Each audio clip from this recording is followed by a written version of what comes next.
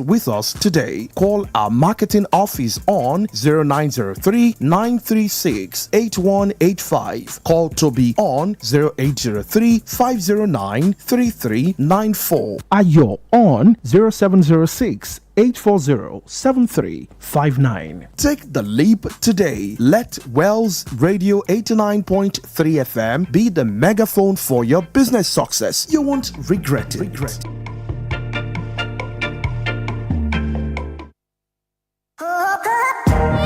Tired of listening to the same old content? Tune in to Wells Radio 89.3 FM, the only radio other radio stations listen to.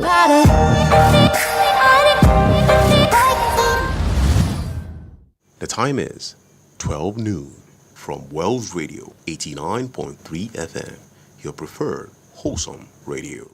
Láti ìkànnì kànga àgbọ́mọ̀gbẹ́ 89.3 FM gẹ́rẹ́gẹ́ láago méjìlá ọ̀sán lù. The news on Wells Radio 89.3 FM.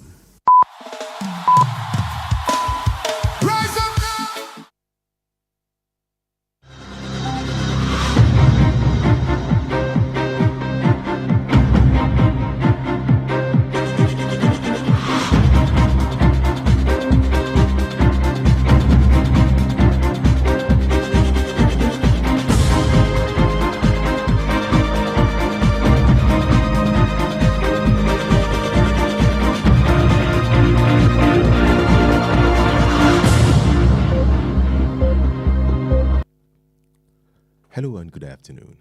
Here's the world news at noon on Wells Radio 89.3 FM, your preferred wholesome radio. We're reaching you live on Wells Broadcasting House along Alafia Avenue, Oluyole State, Ibadan. I am Toby Owaji. First, the headlines. JAMB apologizes for delay in UTME results release.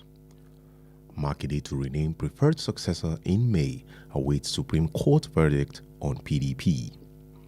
Democratic Republic of Congo accept first set of deportees from the U.S. At least 6 killed in Kyiv as gunman opens fire and takes hostages. And in the very exciting world of sports, Real Sociedad beat Atletico on penalties to win Copa del Rey. Those are the headlines. Now the news in detail.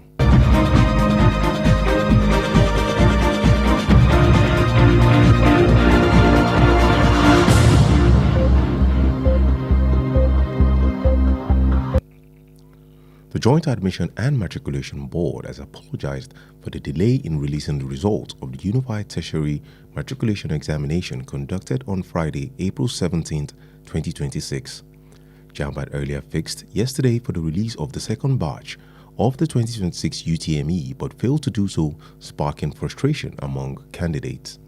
In a statement issued today by its spokesperson Fabian Benjamin, the board attributed the delay to the unavailability of its chief executive due to an official engagement. This comes after JAMB released the first batch of results for candidates who wrote on Thursday, April 16, 2026, with 632,788 results made available. Meanwhile, the Joint Admission and Matriculation Board, JAMB, says it has recorded minimal challenges in the ongoing Unified Tertiary Matriculation Examination UTME across the country. JAMB Registrar Professor Ishak Oloyede noted this in Ibadan, the Oyo State capital, during an inspection visit to the University of Ibadan CBT Center as part of a routine monitoring visit to computer-based CBT centers in Oyo State. He said the exercise was largely successful, pointing out that the only few centers experienced challenges of power supply and minor technical faults associated with the systems.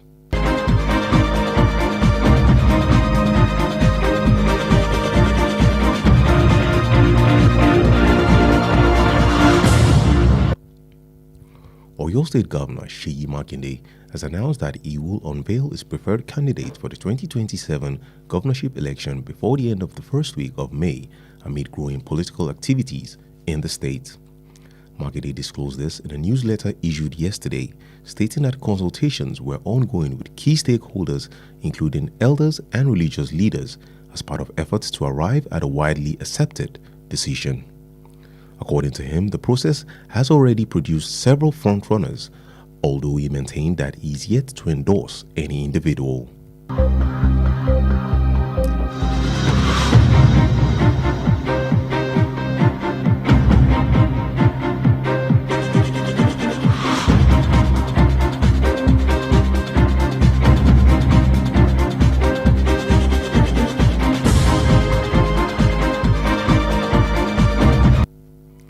Fifteen people deported from the U.S. who were reportedly from South America have arrived in the Democratic Republic of Congo. This is the first group of unknown number of people that the U.S. has expelled, which the DR Congo had agreed to take in. The government in Kinshasa has stressed that their stay in the country is only temporary and that Washington is funding their reception, support, and care. The U.S. has already sent deportees to several other African countries, including Ghana, South Sudan, Eswatini, as part of the crackdown on immigration. The U.S. has deported dozens of people to third world countries since President Donald Trump came to power in January last year as part of its hardline approach towards immigration.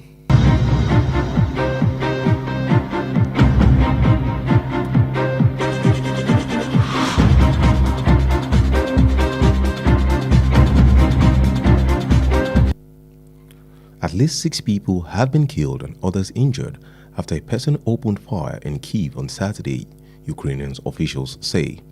The incident happened in Southern District. Ukraine's Interior Minister Ihor Klemenko said the man who lived locally began shooting at people on the street and then took others hostage in the nearby supermarket. Klemenko said the attacker was killed in the supermarket following a shootout with police. His motive is currently unclear. The exact numbers of victims also remains unclear, but Ukrainian President Volodymyr Zelensky said 14 people were known to have been injured, including a 12-year-old boy. He said 4 people had been killed on the street, while a woman thought to have been around 30 years old died later in the hospital. The attacker also killed a hostage.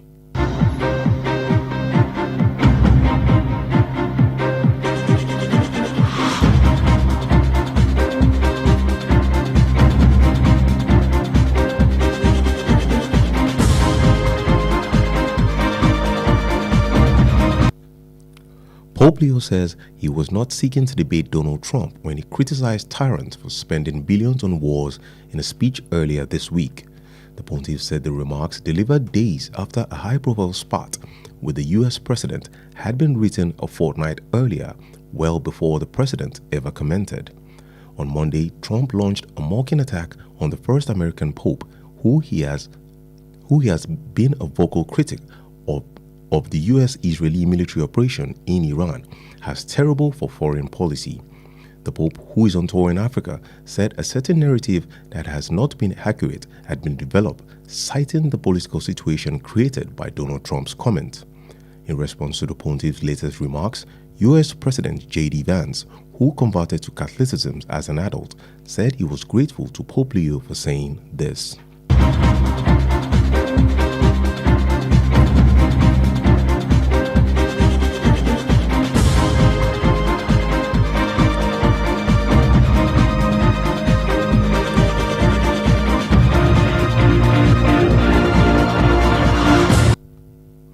And in the exciting world of sport, Real Sociedad beat Atletico on penalties to win Copa del Rey.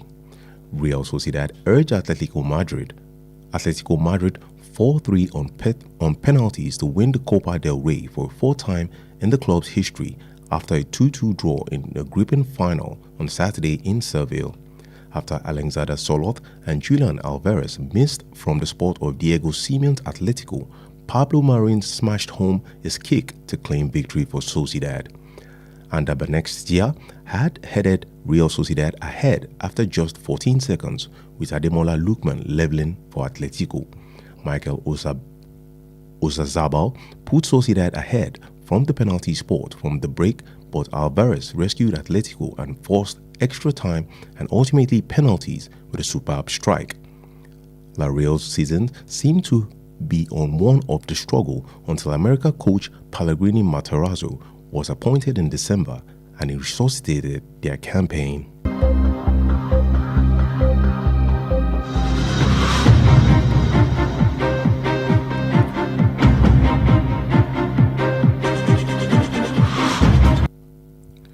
And that's it on the World News at noon.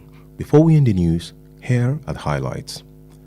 The Joint Admission and Matriculation Board has apologized for the delay in releasing the results of the Unified Tertiary Matriculation Examination conducted on Friday, April 17, 2026. Oyo State Governor Seyi Makinde has announced that he will unveil his preferred candidates for the 2027 governorship election before the end of the first week of May amid growing political activities in the state. 15 people deported from the U.S. who are reportedly from South America have arrived in the Democratic Republic of Congo. At least 6 people have been killed and others injured after a person opened fire in Kyiv on Saturday, Ukrainian officials say. In the exciting world of sports, Real Sociedad urged Atletico Madrid 4-3 on penalties to win the Copa del Rey for a fourth time in the club's history after a 2-2 draw in a grouping final on Saturday in Seville. The news was compiled and edited by Kunle Olowu. Stay connected with us on all social media platforms at Wells Radio 893. Like our Facebook page at Wells Radio 893 FM fan page. Listen live at our website www.wellsradio893.com. I am Tobi Owaje. Thank you for listening and God bless you.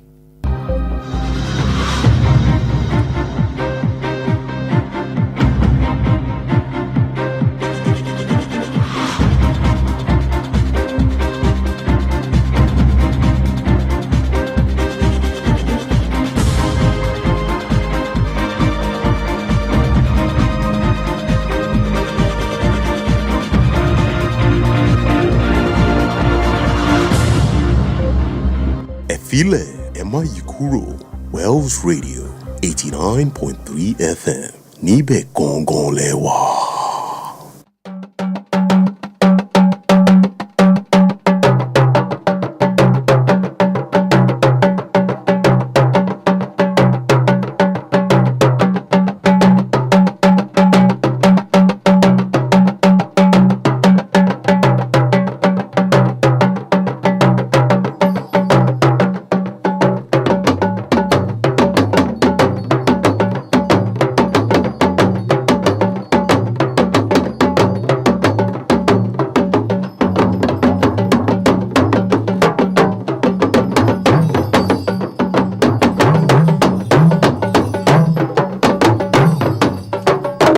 kíyín ẹ káàsán adẹ̀kú ìsinmi òní ọ̀pọ̀ rẹ̀ láṣẹ ọlọ́ Elédùmarè ìròyìn àgbáyé la mú wá fún yín láti ìkànnì West Radio 89.3 FM ìkànnì kànga agbómágbẹ̀ tó kún fún omi ọgbọ́n ìmọ̀ àti òye tí a kalẹ̀ sí òpópónà Láàfin Avenue Olúyọ̀lé Estate Ìbàdàn Tèmítọ́pẹ́ Ọláwọlé ni oníròyìn yìí ṣáájú ẹgbọ́ àwọn kókó lẹ́ẹ̀ tó wà nínú ìròyìn náà. Àjọ Jambo rawọ́ ẹ̀bẹ̀ lórí ìdádúró ìyọ̀ǹda èsì ìdánwò UTME. Mákindé ní ìrètí wà wípé yóò dárúkọ ẹni tí yóò fà á lẹ̀ nínú oṣù karùn-ún gẹ́gẹ́ bí wọ́n ti ṣe ń retí ìdájọ́ ilé ẹjọ́ tó ga jùlọ lórílẹ̀‐èdè yìí lórí ọ̀rọ̀ tó ní ṣe pẹ̀lú ẹgbẹ́ òṣèlú PDP. Ilẹ̀ DR Congo tẹ́wọ́ gba ìṣẹ́ àkọ́kọ́ àwọn ènìyàn léyìí tán lé láti ilẹ̀ Amẹ́ríkà. Ó kéré tán ènìyàn 6 ni wọ́n ṣekú pa ní Kàyífù gẹ́gẹ́ bí agbébọn ti ṣe ṣínà bọ́bọ́lẹ̀ tó sì kó àwọn ènìyàn nígbèkùn. Nínú ìròyìn eré ìdárayá ikọ̀ Real Sociedad fìyà jẹ ikọ̀ Atletico nínú goliwomi Igbacio láti jáwé olúborí nínú ìdíje Copa del Rey. Ìròyìn náà rèé lẹ́kùnrẹ́rẹ́. Àjọ tó ń bójútó ìdánwò àṣewọlé sílé ẹ̀kọ́ gíga tá a mọ̀ sí Jambo ti tọrọ ìdáríjì fún ìdíwọ́ lórí yíyọ̀ǹda èsì ìdánwò UTME tó wáyé lọ́jọ́ Jímọ̀ ọjọ́ 17 oṣù kẹrin ọdún 2026 ẹ̀rẹ́ bí ó ti wà nínú àtẹ̀jáde tó jáde lónìí láti ọwọ́ agbẹnusọ àjọ jambo ìyẹn Fabian Benjamin níbẹ̀ iná ti ṣàlàyé àwọn nǹkan tó ṣokùnfà ìdíwọ́ náà. ẹni tí í ṣe ọ̀gá àgbà àjọ jambo ọ̀jọ̀gbọ́n Ìsìáìkì Olóyèdè lásìkò àbẹ̀wò rẹ̀ sílùú Ìbàdàn láti wo àwọn ibùdó ICT ìpínlẹ̀ Ọ̀yọ́ ó ṣe àpèjúwe ètò náà gẹ́gẹ́ bí eléyìí tó ń so èso rere bó tilẹ̀ jẹ́ pé àwọn ìdíwọ́ díẹ̀díẹ̀ wà ní àwọn ibì kan.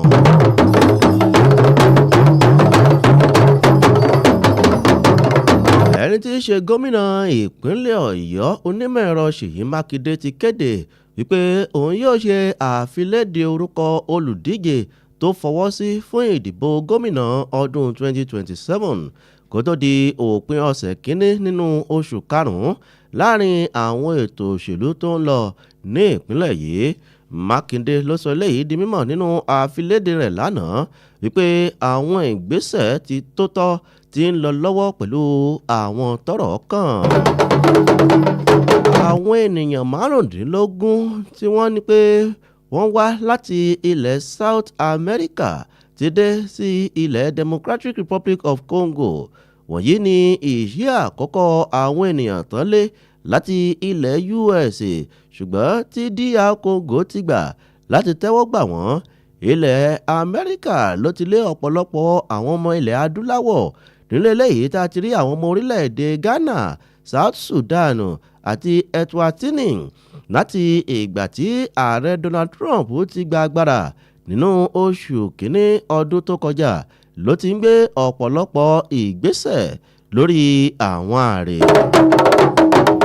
ó kéré tán ènìyàn 6 iná ti ṣekú pa nígbàtí ọ̀pọ̀lọpọ̀ sì fi ara pa lẹ́yìn ìgbà tí ẹnìkan ṣínà bọ́bọ́lẹ̀ ní Kàyífù lọ́jọ́ Sátidé gẹ́gẹ́ bí àwọn aláṣẹ ilẹ̀ Ukraine ti ṣe ṣàlàyé. ìṣẹ̀lẹ̀ náà ló wáyé ní gúúsù Olóskivki ní mínísítà fọ́rọ̀ abẹ́lé ilẹ̀ Ukraine Iyọ̀ Kirimenko ṣàlàyé ìlànà ìṣẹ̀lẹ̀ náà lélẹ̀ tí ó fi ṣẹlẹ̀ bó tilẹ̀ jẹ́ pé oyè àwọn tó fi ara gbá kò tí ì di mímọ̀ ṣùgbọ́n ààrẹ ilẹ̀ Ukraine Volodymyr Zelensky ṣàlàyé wípé ènìyàn 14 ló fi ara pa nínú eléyìí tí a ti rí ọmọ ọdún 12 kan pẹ̀lú àwọn 4 lẹ́yìn tó kú lásìkò ìṣẹ̀lẹ̀ náà nígbàtí obìnrin kan tí ọjọ́ orí rẹ̀ wà láàrin 30 ọdún lẹ́yìn tó sì padà kú sílé ìwòsàn. bákan náà ní ọ̀kan lára àwọn tó mú nígbèkùn náà tún padà kú.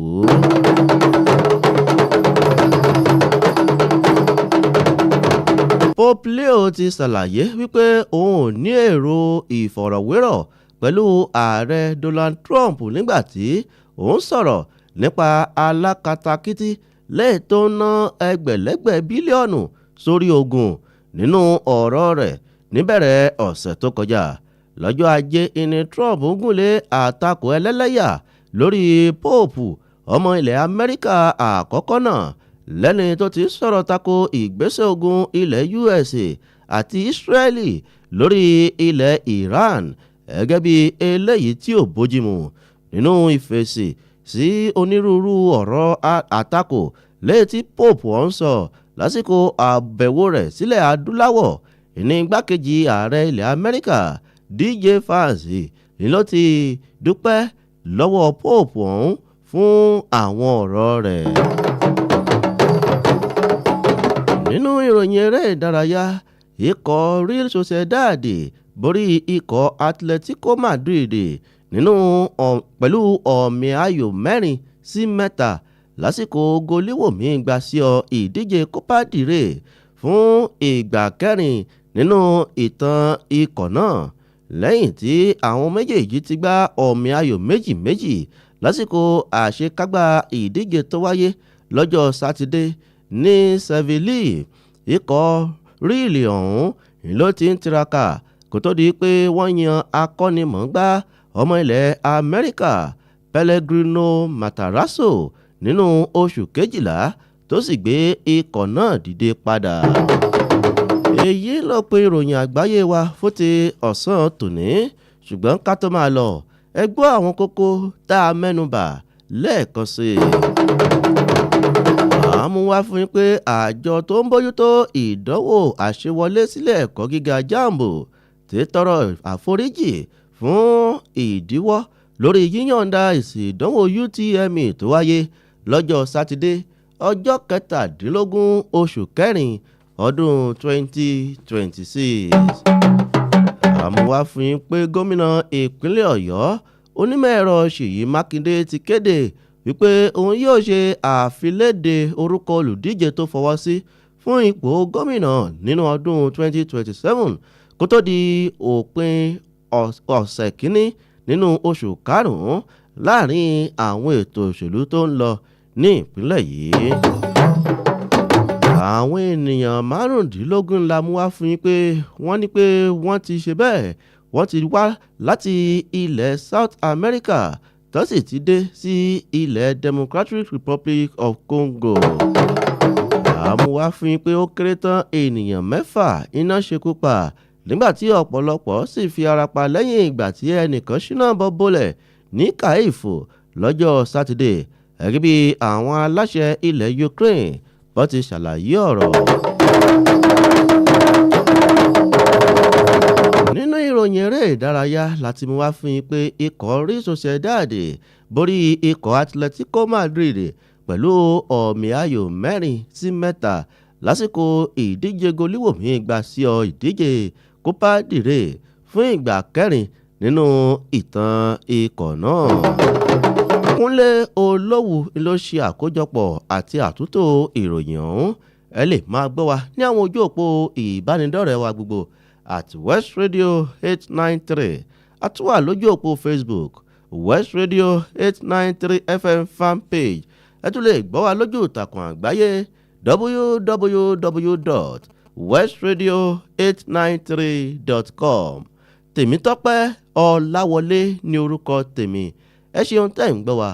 Ọlọ́run yóò bùkún yín. Àmín.